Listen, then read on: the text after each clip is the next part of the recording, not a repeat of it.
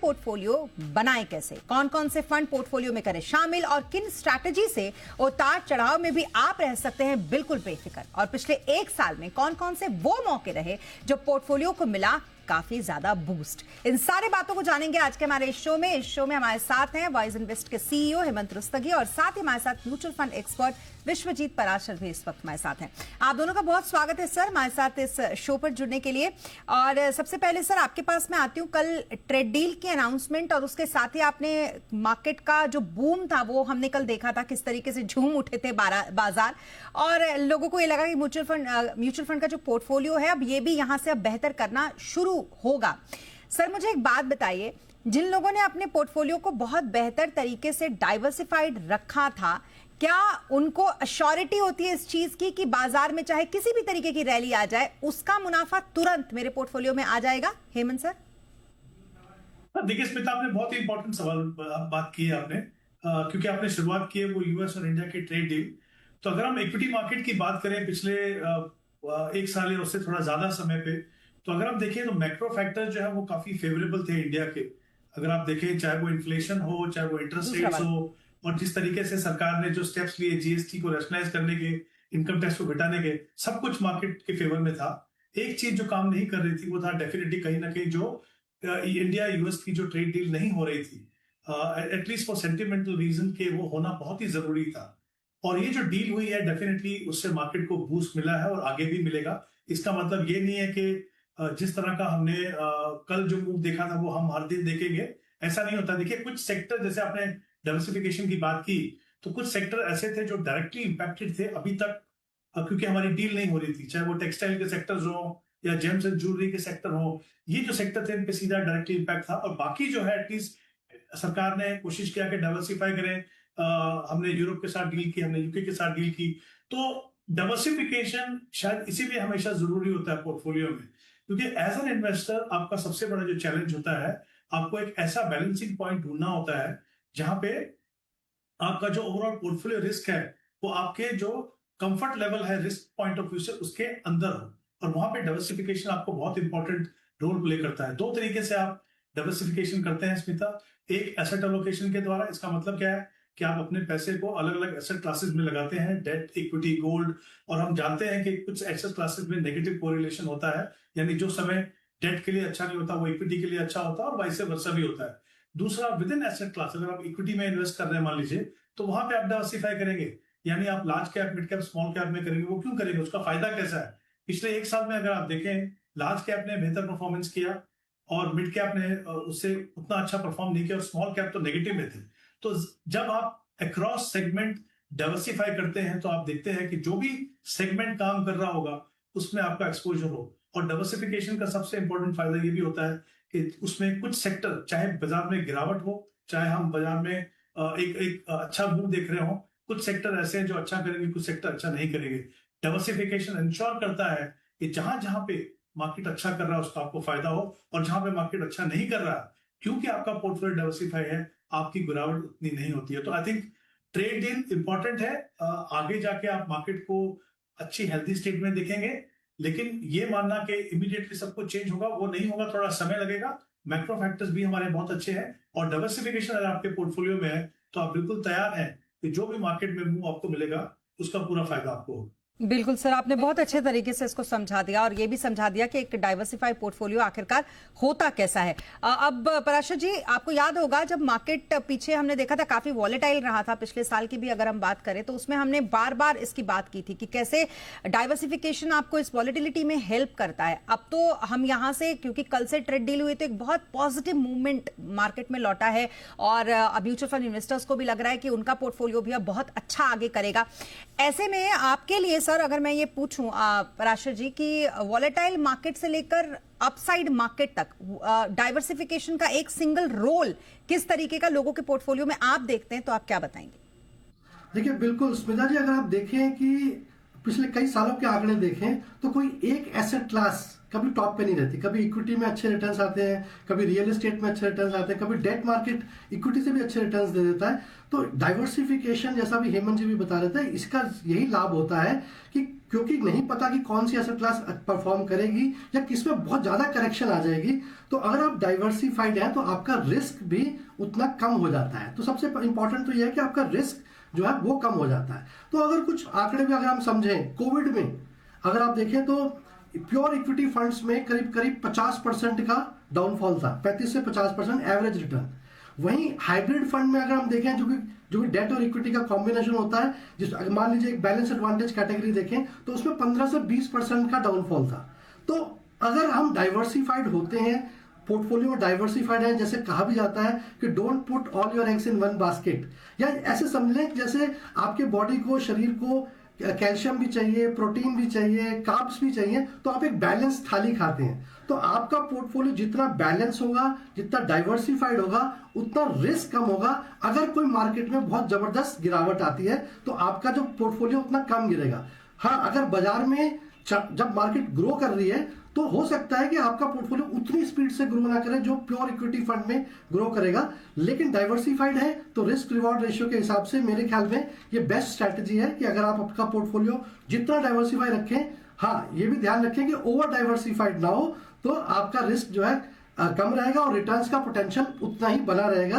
क्योंकि जब इक्विटी में, आप इक्विटी में भी निवेशित हैं, आप डेट में भी निवेशित हैं, आप गोल्ड में भी निवेशित हैं, तो कोई ना कोई एसेट क्लास जो अच्छी चल रही होगी वो सारे पोर्टफोलियो को बैलेंस कर देगी। बिल्कुल, और ये आजकल खतरा, डर ज्यादा रहता है कि लोग ओवर डाइवर्सिफाइड कर लेते हैं अपने पोर्टफोलियो को, और वो तो हमने अक्सर, क्योंकि हमारा आप लोगों के साथ ही हम कॉलर शो करते हैं, तो अक्सर आप लोग देखते ही हैं जिसमें पोर्टफोलियो जिस तरीके के वो लोग भेजते हैं। हेमंत सर, एक और चीज जो यहाँ पर माइन्यूटली जानना बहुत जरूरी है वो ये कि डाइवर्सिफिकेशन बेसिकली हो कैसा, क्योंकि लोगों को ये लगता है कि अलग अलग मार्केट कैप का एक्सपोजर तो ले लिया है।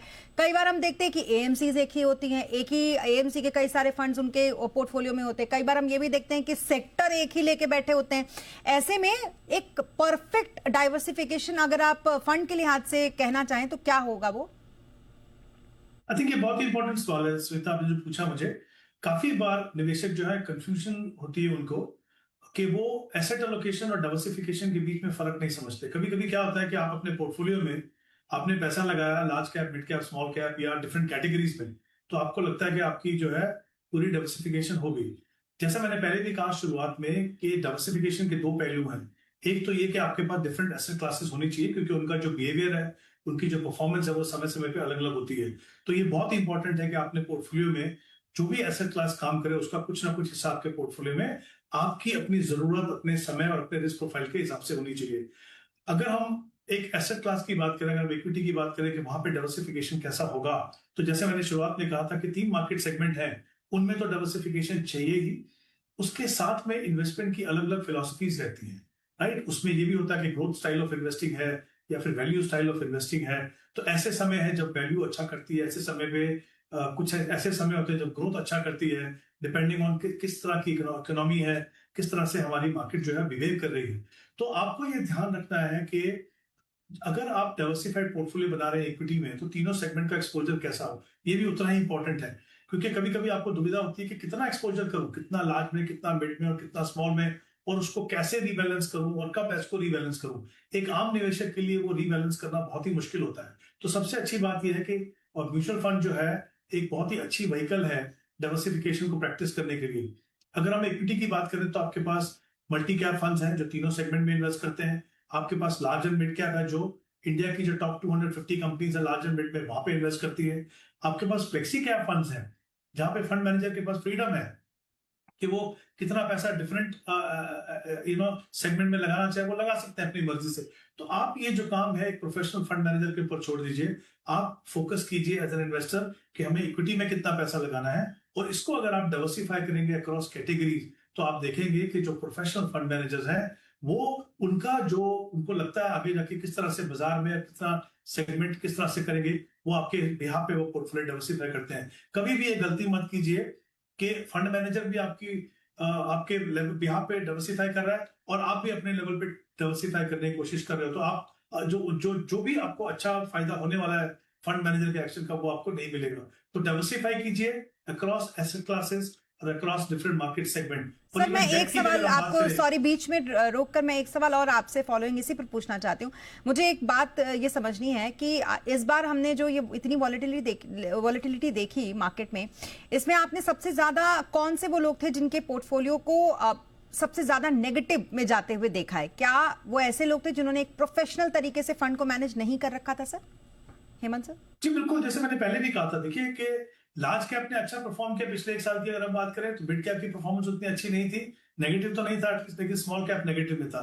तो अगर आप ऐसे निवेशक हैं जिन्हें पिछले 2-3 साल की परफॉर्मेंस देख के अपने पोर्टफोलियो में बहुत ज्यादा स्मॉल कैप में इन्वेस्ट कर दिया, हमने हमेशा कहा है लॉन्ग टर्म इन्वेस्टर के लिए स्मॉल कैप होना जरूरी है, लेकिन प्रोपोर्शन पे ध्यान रखिए। बहुत ज्यादा एग्रेसिव पोर्टफोलियो बनाएंगे तो ऐसे समय में आपको नुकसान होता है। तो कहां पे हमने पोर्टफोलियो को अच्छा परफॉर्म करते नहीं देखा? जहां पे बहुत ज्यादा फोकस जो है एग्रेसिव कैटेगरीज में था, जैसे सेक्टर थीमेटिक फंड या फिर स्मॉल कैप फंड्स। जिन निवेशकों ने अच्छे से अपना पोर्टफोलियो एलोकेशन किया, मैं आपको बता सकता हूं ऑन एन एवरेज कि हमें इंप्रेशन ये है कि पिछले साल मार्केट में कुछ हुआ नहीं, बट मैंने ऐसे बहुत सारे पोर्टफोलियो देखे हैं जहां पे रिटर्न 8, 10 या 12% भी रहा है, उससे ज्यादा भी रहा है। तो ऐसा नहीं है कि आपने उस पिछले साल में बाजार में पैसा नहीं बनाया। इनफैक्ट म्यूचुअल फंड इन्वेस्टर ने शायद इक्विटी इन्वेस्टर से ज्यादा पैसा बनाया होगा जो स्टॉक में इन्वेस्ट करते हैं, वहां पे तो काफी सारे पोर्टफोलियो अभी भी नेगेटिव होंगे। तो मेरा ये मानना है कि आप जो जब डाइवर्सिफिकेशन की बात करें तो बहुत क्लैरिटी रखें और ये मत कीजिए कि मार्केट मूड के हिसाब से अपना पोर्टफोलियो बनाएंगे तो या तो बहुत ज्यादा एग्रेसिव बनेगा या फिर बहुत ज्यादा कंजर्वेटिव बनेगा। आई थिंक ये इंपॉर्टेंट फैक्टर है जो हर निवेशक को हमेशा ध्यान रखना चाहिए। और ये तो सर आप उन लोगों की बात कर रहे हैं जो ऑलरेडी इस मार्केट को बहुत अच्छी तरीके से जानते हैं। पराशर जी, जो नए इन्वेस्टर्स आ रहे हैं, खास करके यंगर इन्वेस्टर्स अगर हम कहें, उन लोगों के लिए क्या सलाह रहेगी डाइवर्सिफिकेशन को लेकर? देखिए बिल्कुल स्मिता, अगर आप पहली बार मार्केट में निवेश कर रहे हैं तो मैं सजेस्ट करूंगा, जैसे अभी हेमंत जी भी कह रहे थे, पहले आप अपना एसेट एलोकेशन कर लें कि आप कितना पैसा इक्विटी में डालना चाहते हैं, कितना डेट में डालना चाहते हैं, कितना गोल्ड में रखना चाहते हैं। तो अगर आप खुद कर सकते हैं तो बहुत अच्छी बात है, नहीं तो बिल्कुल म्यूचुअल फंड एक बहुत अच्छा व्हीकल है जहां पे आपको एक डाइवर्सिफाइड एसेट एलोकेशन फंड्स मिलते हैं। तो अगर कोई मल्टी एसेट एलोकेशन फंड से शुरुआत करे तो आपको ओवरऑल एसेट एलोकेशन फंड, आपका एसेट एलोकेशन डाइवर्सिफाइड हो जाता है। विद इन डेट और इक्विटी करना है तो बैलेंस एडवांटेज फंड को कंसिडर कर सकते हैं। जब आप ये एक्सपीरियंस कर लें और आपको मार्केट थोड़ी समझ में आने लगे तब आप प्योर इक्विटी फंड में जाएं। वहां पर भी कोशिश करें फ्लेक्सी कैप फंड्स जैसे कैटेगरी में निवेश करें, या फिर थोड़ा सा एग्रेसिव रिस्क लेना चाहते हैं तो मल्टी कैप कैटेगरी में जाएं जहां पे 25-25-25 तीनों में, लार्ज कैप, मिड कैप और स्मॉल कैप में डाइवर्सिफाइड होता ही है। तो ऐसे ही कोशिश करें कि डाइवर्सिफाइड फंड्स में जाएं। प्योर इक्विटी फंड या थीमेटिक फंड या सेक्टोरल फंड, बिल्कुल रिसेंटली अगर आपने देखा कि बहुत अच्छा रिटर्न आया और आपने उसमें निवेश कर दिया तो आपका पोर्टफोलियो कहीं ना कहीं रिस्की हो जाता है। तो diversified asset allocation wise correct funds को चुनाव करें। डेट और इक्विटी में करना है तो बैलेंस एडवांटेज फंड कैटेगरी को चुनें, और विद इन इक्विटी में जाना है तो फ्लेक्सी कैप और मल्टी कैप फंड्स की सहायता ले सकते हैं। जब आप ये समझ लें उसके बाद फिर आप pure large cap, mid cap या स्मॉल कैप फंड्स में भी निवेश करें। सर वेरी क्विकली अगर आप भी अपना फंड्स बता दें, कौन कौन से वो फंड है जो बहुत बेहतरीन आपके पोर्टफोलियो को डाइवर्सिफाई करेंगे, हेमंत सर? हाँ जी, देखिए अगर हम लॉन्ग टर्म की बात करें तो ऑब्वियसली इक्विटी फंड्स की बात करें तो वहां पे जैसा मैंने कहा कि 2-3 कैटेगरीज है मुझे बहुत अच्छी लगती है। तो मल्टी कैप में आप कोटक मल्टी कैप को देख सकते हैं। लार्ज एंड मिड कैप मेरे हिसाब से बहुत अच्छी कैटेगरी है जहां पे बंधन लार्ज एंड मिड कैप और Invesco large and mid cap देख सकते हैं। और फ्लेक्सी कैप जैसा मैंने पहले कहा कि वहां पे फंड मैनेजर के पास फ्लेक्सिबिलिटी होती है, वहां पे आप एचडीएफसी फ्लेक्सी कैप देख सकते हैं। तो ये 4 फंड है, मुझे लगता है ये एक प्रॉपर तरीके से आपका पोर्टफोलियो डाइवर्सिफाई कर सकते हैं। तो डेफिनेटली इनमें से कुछ फंड कंसिडर किए जा सकते हैं। ओके, तो कुल मिलाकर डाइवर्सिफिकेशन के साथ साथ इन फंड्स को आप अपने पोर्टफोलियो में कर सकते हैं शामिल। यहाँ रुकेंगे एक छोटे से ब्रेक के बाद। ब्रेक के बाद हम कॉलर्स के कुछ सवाल भी करेंगे शो में शामिल। आप बने रहे हमारे साथ।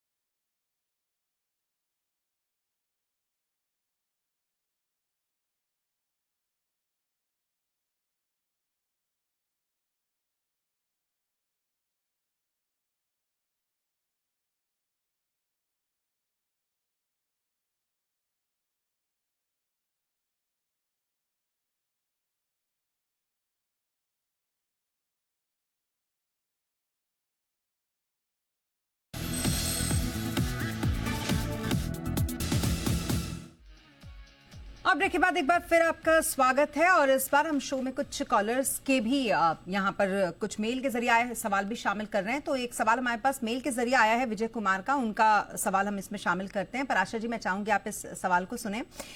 विजय कुमार गुप्ता, उम्र इन्होंने 75 साल अपनी बताई है। 30 से 35 लाख एक मुश्त इनके निवेश की योजना है फिलहाल, और पहले 5 से 6 लाख ये इन्वेस्ट कर चुके हैं और 3 से 5 साल में 12 से 18% के हिसाब से इनको रिटर्न चाहिए, यही इनका टारगेट है।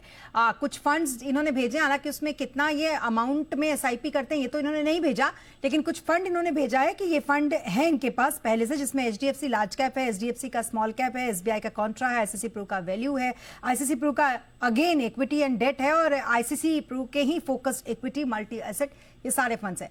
सर, क्या सलाह रहेगी इन्हें पराशर जी आपकी? ये सबसे पहले तो गुप्ता जी को प्रणाम है कि वो 75 वर्ष की उम्र में भी इक्विटी पे भरोसा रखते हैं, तो ये बहुत अच्छी बात है। जैसे कि हम इस टॉपिक पे भी डिस्कस कर रहे हैं, तो पोर्टफोलियो जितना डाइवर्सिफाइड हो तो एसेट एलोकेशन वाइज मैं सजेस्ट करूंगा कि ज्यादा कोर पोर्टफोलियो जो है डेट साइड में ही होना चाहिए। 25-30% इक्विटी में हो सकता है अगर उनके लाइफ में कोई और रिस्क नहीं है या कोई ऐसी कोई बहुत इमीडिएट पैसे की जरूरत नहीं है। तो जो फंड्स इन्होंने ले रखे हैं उसमें कोशिश करें स्मॉल कैप जैसे फंड्स को अवॉइड करें तो बेटर रहेगा, क्योंकि ज्यादा रिस्क लेने की कोई आवश्यकता नहीं है। और जो रिटर्न्स की एक्सपेक्टेशन है वो भी उन्होंने 12 से 18% रखी है, तो मेरी सलाह ये रहेगी कि आप 10 से 12% की एक्सपेक्टेशन लेके चलें सर। और ज्यादातर पोर्टफोलियो 60-70% पोर्टफोलियो आप हाइब्रिड जैसी कैटेगरीज में निवेश करें, जहां पे बैलेंस एडवांटेज फंड, एक एचडीएफसी का बैलेंस एडवांटेज फंड कंसिडर कर सकते हैं, आईसीआईसी का मल्टी एसेट एलोकेशन फंड आपके पास ऑलरेडी है, उसमें भी निवेश कर सकते हैं, आईसीआईसी प्रूडेंशियल का इक्विटी एंड डेट फंड भी है, तो ये भी एक अच्छी कैटेगरी है, या फिर इक्विटी सेविंग फंड जैसी कैटेगरी को भी आप कंसिडर कर सकते हैं। तो इन्हीं मुख्यतः जो पोर्टफोलियो है वो इन्हीं फंड्स में रखें। बाकी टेक्निकल कॉल्स के लिए या ये कह लीजिए कि सैटेलाइट पोर्टफोलियो में आप लार्ज कैप फंड और ये दूसरे फंड्स जो आपने फोकस फंड्स रखे हुए इनको रख सकते हैं, बट कोशिश करें कि 60-70% हाइब्रिड कैटेगरी में निवेश करें और स्मॉल कैप को बिल्कुल अवॉइड करें। तो ये मेरी इनको सलाह रहेगी। बाकी जो 35 लाख ये निवेश करना चाहते हैं वो भी लमसम निवेश ना करें, एसटीपी के रूट के थ्रू करें, किसी लिक्विड फंड में ट्रांसफर कर लें जिस फंड में आप निवेश करना चाहते हैं, जिस हाइब्रिड फंड में आप निवेश करना चाहते हैं, और वहां से सिस्टमैटिकली। एक सवाल हमारे पास एक और है, और क्योंकि बहुत कम टाइम बचा है इसलिए जल्दी से एक और सवाल ले लेते हैं। हेमंत जी, ये सवाल आशीष ने भेजा है। 6 साल से निवेश इनका जारी है, लगभग 6000 का निवेश करते हैं ये। आप एक बार इनकी पोर्टफोलियो का रिव्यू करके इन्हें बताइए क्या करना चाहिए। देखिए स्मिता, यहाँ पे इन्होंने जो कहा है कि 6 फंड्स हैं इनके पास, 6000 के लिए 6 फंड डेफिनेटली कंसोलिडेट करने की जरूरत है। सारे के सारे जो फंड्स हैं इनके एक ही म्यूचुअल फंड के अंदर है, तो ऑब्वियसली वो बिल्कुल भी सही स्ट्रैटेजी नहीं है। तो मैं चाहूंगा कि जितने भी फंड है उनमें से एक फंड रखेंगे एसबीआई फोकस, उसमें 2000 इन्वेस्ट करेंगे, और बाकी जो 4000 वो 2 और फंड लेंगे। एक कोटक मल्टी कैप ले सकते हैं और साथ में एक दूसरा फंड जो होगा इन्वेस्ट को लार्ज एंड मिड कैप। इन तीनों फंड में 2-2000 इन्वेस्ट कीजिए, तीनों सेगमेंट में एक्सपोजर मिलेगा, पोर्टफोलियो क्वालिटी बेटर होगी। ओके, चलिए इसी के साथ इस स्ट्रैटेजी को फॉलो करिए और अपना निवेश आगे बढ़ाते रहिए। Thank you so much sir हमारे साथ इस शो पर जुड़ने के लिए। Thank you so much Parashar ji हमारे साथ इस शो पर जुड़ने के लिए। और अभी के लिए मनी गुरु में बस इतना ही। आप बने रहे जी बिजनेस के साथ। नमस्कार।